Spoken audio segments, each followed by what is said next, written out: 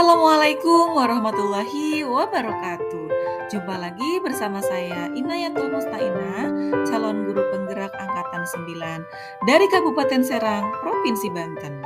Pada kesempatan kali ini saya akan memaparkan aksi nyata modul 2.1 pembelajaran berdiferensiasi. Pembelajaran berdiferensiasi adalah pembelajaran yang di dalamnya terdapat serangkaian kegiatan yang disusun secara sistematis oleh guru agar mampu mengakomodir seluruh kebutuhan murid yang berbeda di dalam kelas atau di lingkungan sekolah. Adapun hal yang melatar belakangi keberagaman gaya belajar murid harus diperhatikan karena setiap murid tumbuh di lingkungan dan budaya yang berbeda sesuai kondisi geografis tempat tinggal mereka.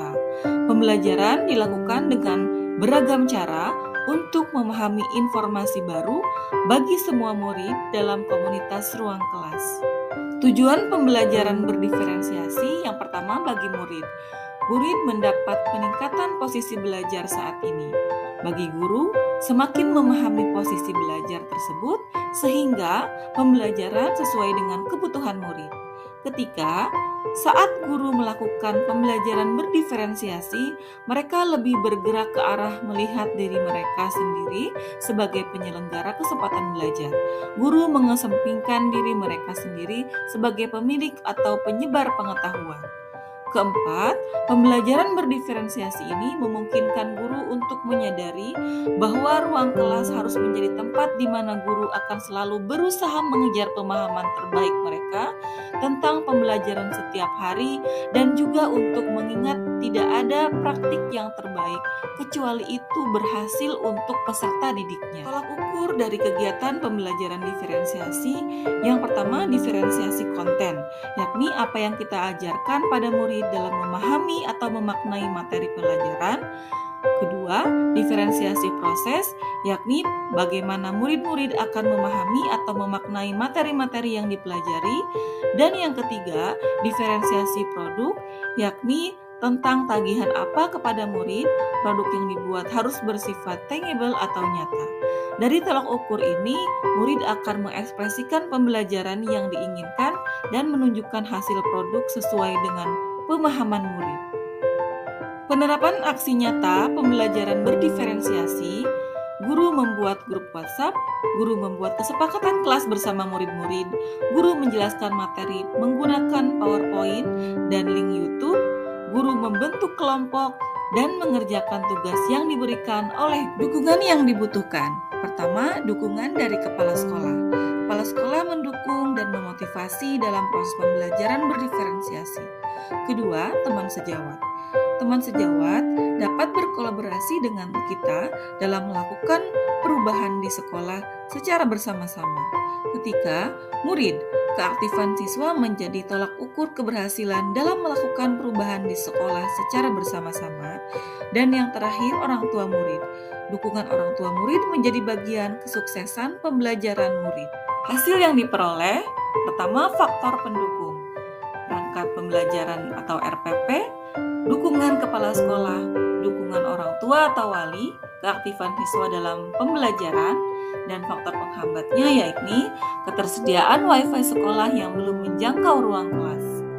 Refleksi rencana tindak lanjut yang dilakukan lebih sering mengingatkan untuk menyiapkan perangkat dan materi lebih awal, konsisten dan berkomitmen untuk menjalankan perubahan dalam menghadapi keberagaman siswa, tetap berkolaborasi dengan teman sejawat dalam melakukan perubahan positif di sekolah, serta terbuka dalam menerima kritik dan saran demi membangun perkembangan dan kemajuan sekolah.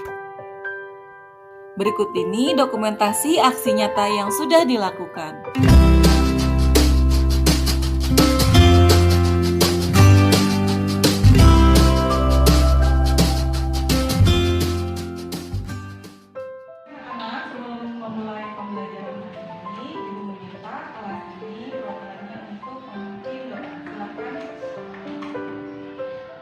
Sebelum belajar, mari kita berdoa dimulai.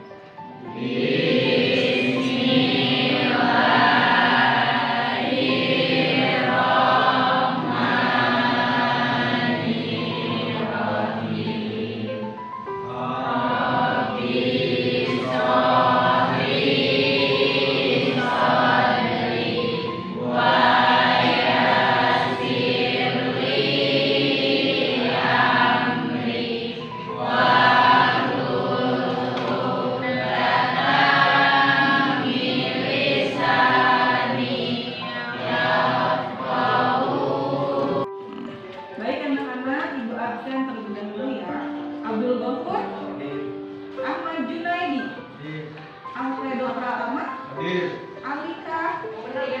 Siti Zaina, Wandi Fahri Aji. Ya, alhamdulillah hari ini hadir semua. Dan semoga setiap hari kita selalu hadir sehingga pembelajaran bisa berjalan dengan lancar. Ya, baik teman-teman, alhamdulillah ya pada kesempatan kali ini kita sudah memasuki di bab 3. Alhamdulillah kita sudah menyelesaikan pembelajaran kemarin di bab 2 tentang apa? Masih ingat? Tentang teks masih ingat tidak? Buku anekdot kemarin apa aja strukturnya? 1. Orientasi, 2. Pengajak, 2. Jangan dilupakan, kita lihat baca-baca lagi. Nah, pada kesempatan kali ini kita akan belajar di materi bab 3 yaitu tentang menyusun nilai dalam cerita lintas drama. Sebelumnya Ibu tanya dulu nih, bagaimana sih kabar hari ini? Baik. Pak ya, bagaimana tuh kalau misalkan Ibu tanya apa kabar hari ini? Semangatnya? Alhamdulillah, sehat dan semangat. Coba sekali lagi sebelah sana, suaranya belum terdengar. Apa kabar hari ini? Alhamdulillah, sehat dan semangat. Ya, mudah-mudahan dari ucapan doa yang sudah kalian sampaikan menjadi doa dan menjadikan pembelajaran hari ini itu dapat berjalan dengan lancar. Amin ya Rabbal alamin. Kita ice breaking dulu ya. Mau apa ice breakingnya? Mau quotes? Ada yang mau quotes? Dulu ya. Supaya semangat di siang hari ini.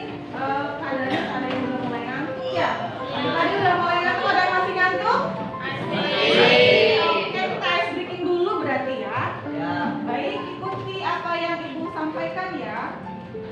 Buka mulut, tertawa 1 kali. Buka mulut, tertawa 2 kali. Buka mulut, tertawa 3 kali. Buka mulut, tertawa tanpa suara.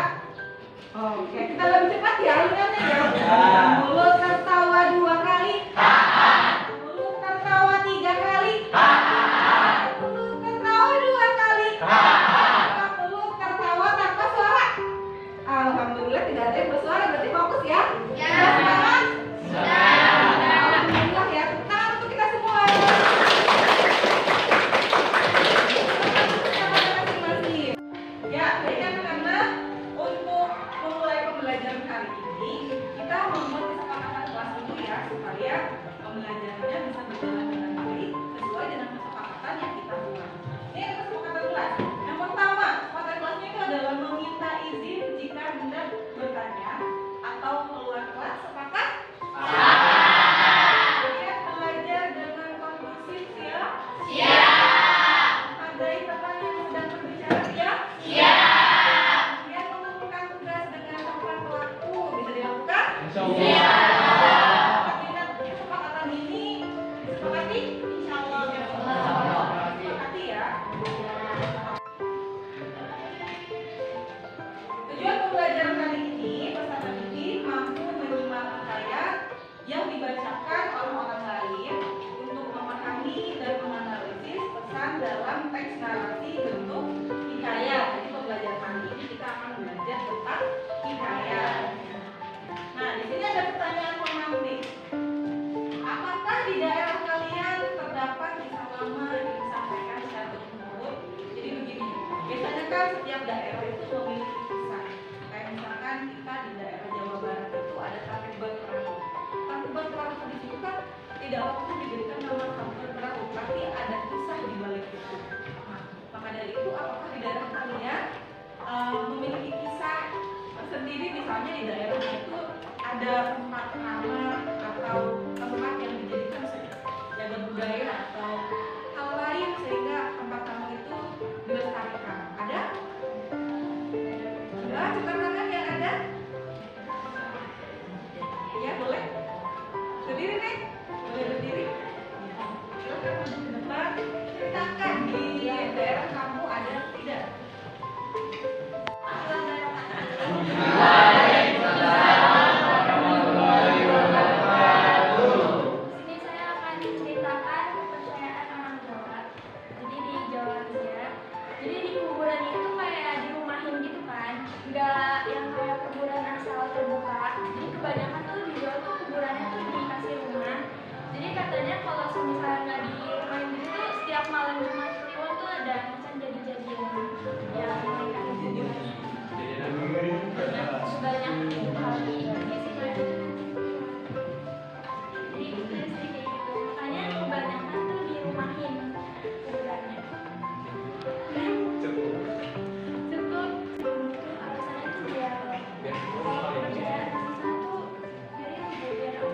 Biar aman.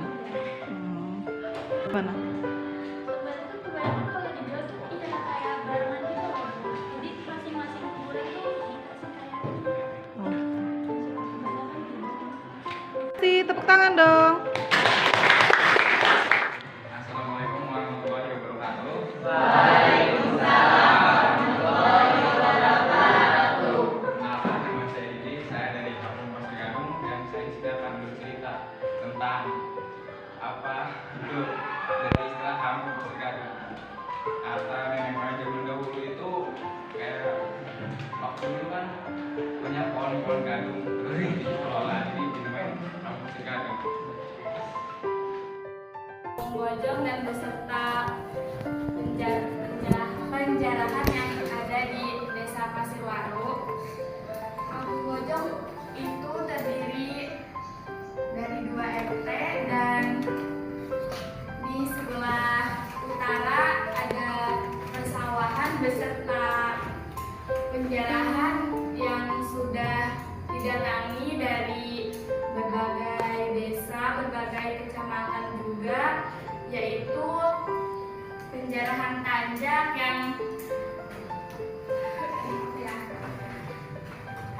penjarahan almarhum Syekh Ikra Patawa dari murid dari Sultan Hasanuddin Banten, yaitu jadi tempat itu bersejarah kenapa tempat itu jarang kena bencana ataupun kesulitan apapun itu. Cukup sekian. Wassalamualaikum warahmatullahi. Jadi bentuknya apa kalau ditanjak itu? Bentuknya batu gede biasa, terus tengahnya itu ada lubang sumurnya yang kecil tapi airnya nggak pernah surut. Ketika diambil airnya, tapi walaupun kecil, tapi airnya itu tidak pernah habis. Iya, jadi yang dari desa kecamatan lain pernah ke situ mau mengobati penyakit apa ya? Penyakit ya. Terus alhamdulillah sembuh Bu dari situ, dan sering penampakan ustadz-ustadz yang pernah lihat itu syekhnya ini berbaju putih, muka bersih. Oh, ditanjak tuh. Iya. Daerah sini dekat dari di Dekat Bu, dari sana lurus bisa dari Pasir Gadung, bisa dari Cimebel, bisa dari Bojong. Cuman batu kecil tapi di dalamnya ada airnya. Iya, tapi kadang kalau lagi musim panas, kadang kalau nggak ini surut. Tapi kalau semisal mau mengobati hari Jumat sebelum jam 11 kita udah di sana. 11 siang apa malam? Iya, siang. Siang. Terus air itu dari botol, tapi ngambilnya harus dari sawah sekitar. Airnya dari sumber bersih. Soalnya Kampung Bojong mengalurkan airnya dari situ, dibikin pam buat air ke rumah-rumah warga. Terus itu juga. Terus itu dijadikan tempat penjarahan juga nggak apa Iya, gimana? setiap malam Jumat, setiap mau bulan puasa pasti ngantri kalau mau jarah banyak. Tapi nggak ada yang mandi di situ. Kalau mandi sebelah sana nih pas di sumber air itu nih, pas di sumber mata air. Oh, ada tempat lagi yang khusus, ada untuk penjarahan, ada juga untuk mandinya, tempat mandinya. Di situ dikelola warga. Dikelola warga. Iya, dikelola warga sekarang. Alhamdulillah tempat dananya sudah bagus, ada bantuan dana dari pihak kabupaten. Iya, nanti kalian bisa itu tuh misalnya study tour lah. Turnya kan nggak usah jauh-jauh ya, tempat daerah aja yang di daerah Mancak aja ya. Terima kasih Sofia, tepuk tangan dong untuk Sofia. Alhamdulillah ya, tadi sudah ada yang lanjut menjelaskan tentang cerita di balik daerah Desa Suja, terutama ada di daerah. Bu yakin setiap anak atau teman-teman yang lainnya memiliki cerita sendiri.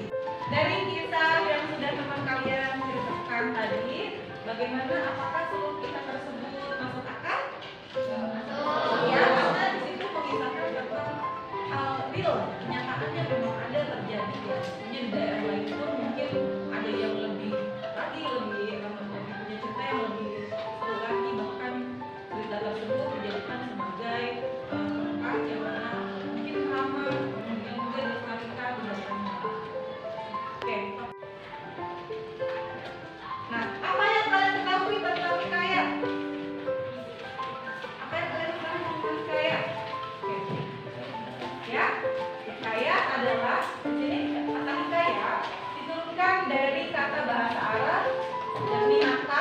yang mempunyai arti menceritakan, menirukan, kemudian menertawakan, menyerupai, berkata, meluruskan, dan melukiskan.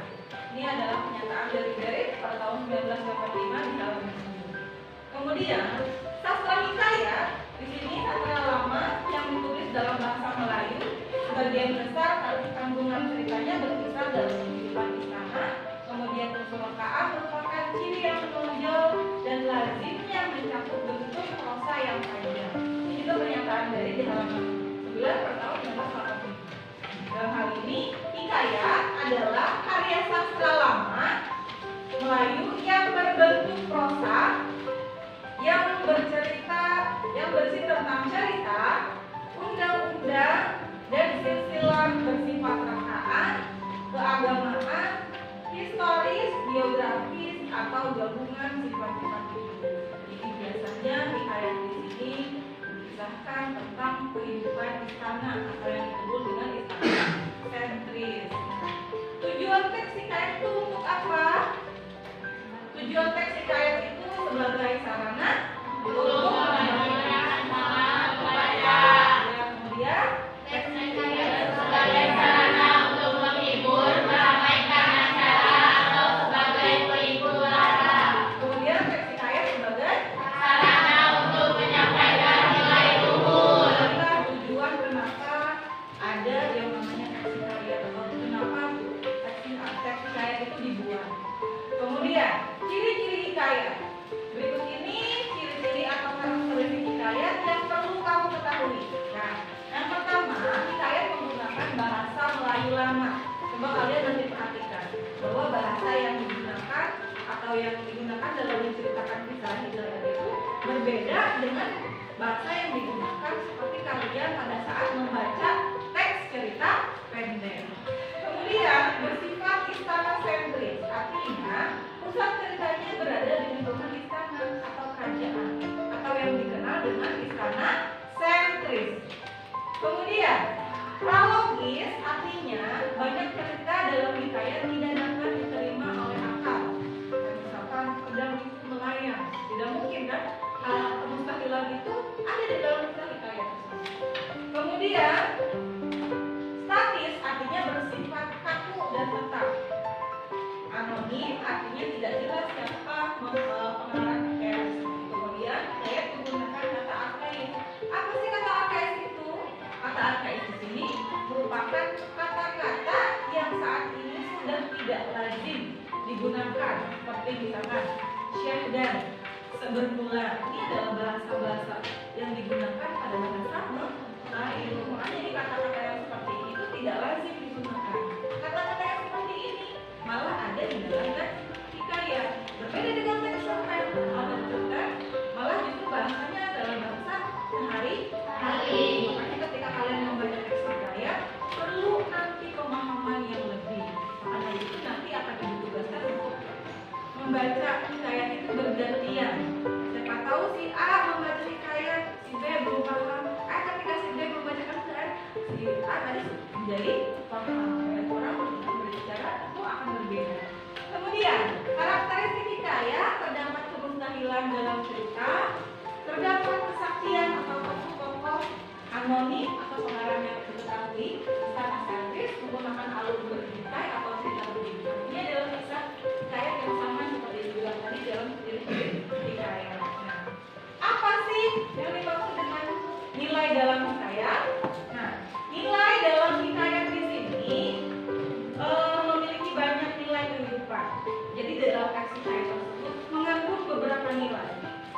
Misalnya nilai religius, nilai keagamaan. Jadi dari kisahnya itu kita mendapatkan nilai yang dapat kita ambil. Salah satunya adalah nilai keagamaan. Kemudian moral, ada pesan moral yang didapatkan. Budaya sosial, edukasi, estetika, ini semua nilai-nilai yang tertuang di dalam nilai hikayat. Kemudian banyak lagi nilai kehidupan yang dapat kita ambil. Itu sebabnya hikayat mempunyai fungsi didaktis atau pendidik dan hiburan. Jadi fungsi dari hikayat itu pendidikannya ada, hiburannya pun ada.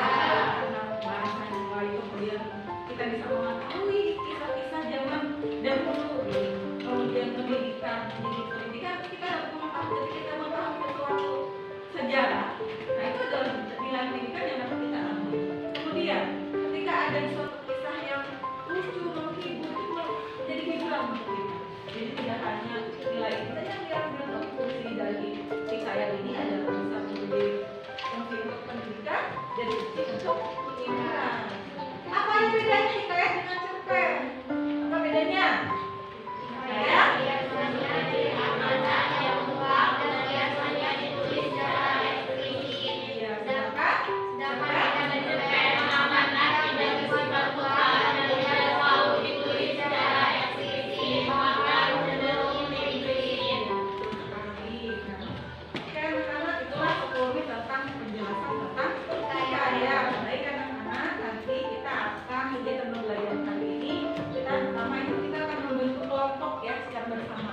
Hikayat sesuai dengan kelompok yang sudah kita sepakati pada pertemuan sebelumnya ya. Kemudian setelah kita membentuk kelompok, siswa akan menyimak hikayat Saijan dan Ikan Todak. Hikayat Saijan dan Ikan Todak di situ ada di buku paket kalian. Sudah coba dilihat dulu buku paket bahasa Indonesianya. Ada di halaman 50 ini adalah hikayat yang akan kalian baca, yang akan kalian pahami ya. Silakan dibuka buku bahasa Indonesia. Nah, setelah kalian membaca hikayat secara bergantian dengan teman, kemudian kalian juga boleh memahami hikayat itu dari YouTube ya. Nanti di YouTube-nya juga itu share di grup. Nanti kalian boleh lihat atau kalian boleh cari referensi lain di YouTube atau channel-channel yang lain tentang hikayat Saijan dan Ikan Todak. Jadi ibu berikan kesempatan kebebasan dalam memahami hikayat ini. Boleh melalui teks ini ya, hikayat ini, teks Saijan dan Ikan Todak, atau mungkin nanti ibu akan tayangkan di YouTube juga. Ya, untuk YouTube nanti saya memahami hikayat Saijan dan Ikan Todak. Kemudian setelah kalian memahami, nanti pembicaranya kan menjelaskan tuh di kelompoknya masing-masing. Misalnya Stella dengan Adit bisa apa lalu siapa dan bergantian membacakan teks hikayat. Nanti ketika Stella membacakan, teman yang lain memahami. Nanti bergantian. Siapa tahu kalian dapat ketika dibacakan oleh satu temannya, dibacakan lagi oleh teman yang lain akan lebih paham. Demikian juga boleh juga kalian cari referensi lain dari YouTube yang bilang tadi atau dari channel-channel YouTube yang lain yang dianjurkan. Boleh, yang penting kalian memahami teks hikayat yang kalian baca. Nah, pada saat kalian membaca atau memahami teks hikayat tersebut, kalian boleh dibantu dengan pertanyaan adik Simba ya. Adik Simba. Apa adik Simba itu?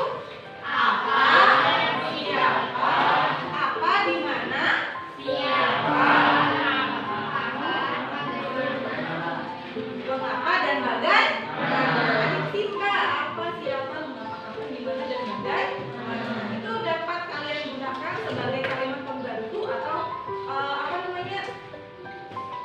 kalimat pembantu dalam mengidentifikasi hal-hal penting dalam cerita. Jadi sambil melihat siapa pelakunya, siapa tokohnya, dapat kalian rumuskan sehingga ketika kalian diminta untuk menjawab pertanyaan, jadi nanti kalian akan begini, kalian akan diminta untuk mengerjakan tugas di kegiatan 2. Nanti akan dibuka saja LKPD-nya.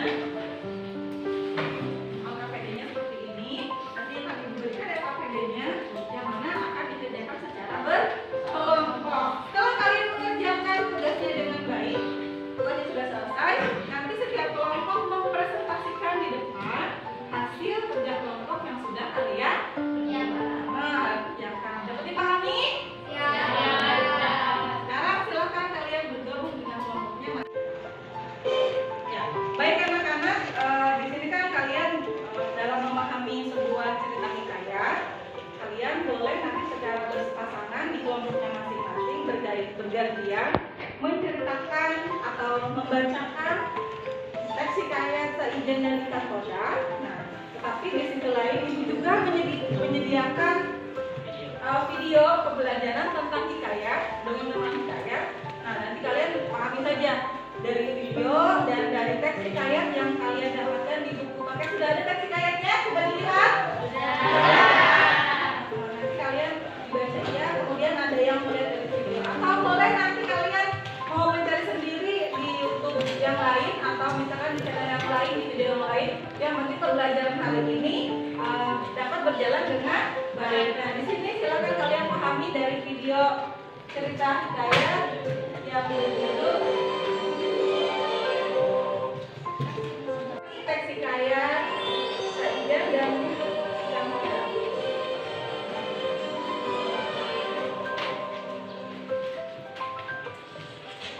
Hikayat Saijan dan Ikan Toda, kisah dari daerah Kalimantan Selatan.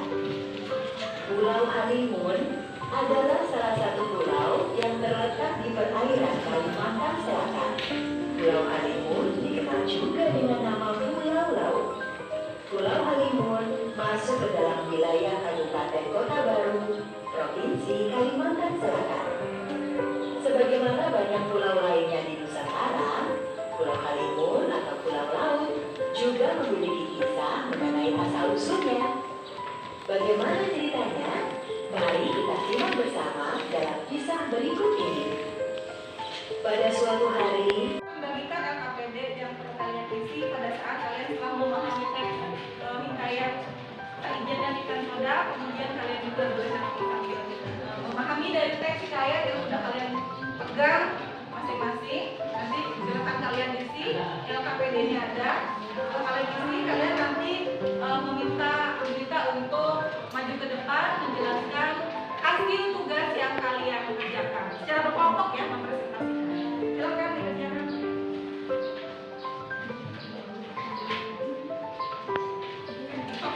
Hikayat Saijan dan Ikan Toda. Menurut Sahibul Hikayat, bermula ada seorang datuk yang sakti, mandraguna, sedang bertapa di tengah laut. Namanya Datuk Mahmud. Ia bertapa di antara Selat Laut dan Selat Makassar. Siang malam ia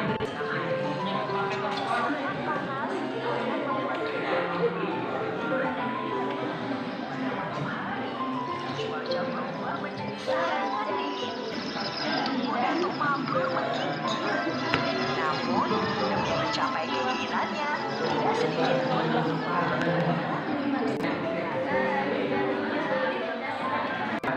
badai topan. Ia memohon kepada Sang Pencipta agar pulau itu akan menjadi tempat bermukim bagi anak cucu dan keturunannya kelak.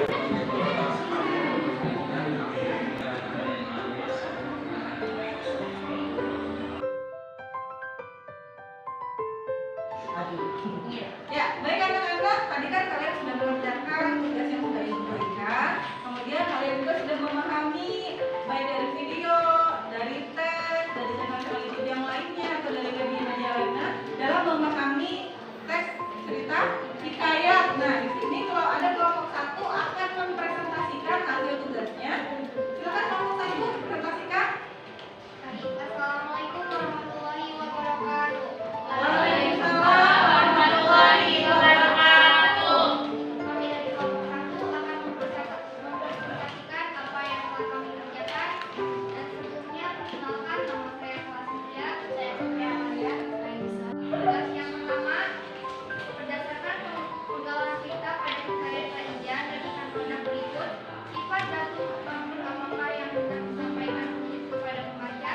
Siang malam ia bersemedi di batu karang di antara percikan buih, debur ombak, angin, gelombang, dan badai topan. Alhamdulillah pembelajaran hari ini sudah selesai ya anak-anak. Nah, silakan di kelas ini ada tidak yang mau memberikan kesimpulan dari hasil pembelajaran hari ini? Silakan. Silakan, Hikayat memiliki banyak nilai kehidupan, yaitu nilai religius, moral, budaya, sosial, edukasi, dan estetika. Banyak nilai dalam hikayat masih sesuai dengan nilai kehidupan masa kini. Itu sebabnya hikayat mempunyai fungsi didaktis dan hiburan. Oke. Baik anak-anak, dari pembelajaran hari ini ya, menurut kalian yang paling mana yang paling sulit untuk dipelajari dalam pembelajaran hari ini? Ada yang mau? Oh, Sela lagi, silakan Sela. Saya belum bisa memahami teks hikayat dengan cepat. Oh gitu. Terus apa yang akan kamu lakukan untuk mempelajari hasil pembelajaran hari ini supaya kamu dapat memahami? Saya mau nyari referensi dari channel YouTube atau buku-buku, dan saya juga mau nanya ke teman-teman saya yang sudah paham. Oh gitu. Kemudian kepada siapa yang kamu akan meminta bantuan? Misalnya kepada Fahri atau Sulis. Oh, Fahri dan Sulis. Nah, kalau misalkan Fahri dan Sulis itu kita beri nilai nih ya. Jika kamu diminta untuk memberikan nilai atau bintang nih, berapa bintang yang akan kamu berikan kepada Fahri dan Sulis? Berapa kira-kira bintang yang kamu berikan? 5. Oh, bagus sekali. Kemudian bagian mana dari pelajaran ini menurut kamu yang paling menyenangkan? Saat teman saya bercerita tadi itu, dan kegiatan pembelajarannya yang beragam. Oke, terima kasih Sela. Alhamdulillah pembelajaran hari ini sudah selesai. Marilah kita tutup pembelajaran hari ini dengan membaca hamdalah. Assalamualaikum warahmatullahi wabarakatuh. Nama saya Ariska, siswa Ibu Inayatul dari kelas 10-4. Hari ini saya sudah belajar dengan Ibu Ina tentang hikayat. Pada saat saya belajar dengan Ibu Ina, saya merasa sangat senang dan bersemangat karena saya belajar dengan cara pembelajaran yang saya sukai, yaitu dengan melihat video yang terdapat pada channel YouTube. Sehingga dengan cara tersebut saya menjadi lebih memahami materi. Terima kasih Ibu Ina. Assalamualaikum warahmatullahi wabarakatuh.